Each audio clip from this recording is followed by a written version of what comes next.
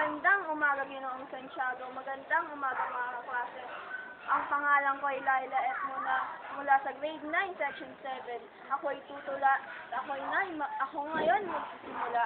Mahal na kaibigan, ako'y may isang kaibigan, Dave Magbitang ang kanyang pangalan. Mabait at masayahin kahit siya'y inaasal, hindi nakikipagsabatan. Maaamong mukha ang parang kanyang sanggol. Ang kanyang mga ugali parang kuhol. Sa kanyang kahiyaan, hindi mo mapapansin siya'y pala'y natatawa. Dahil sa kanyang kagalahan, napakasaya ng iyong buhay.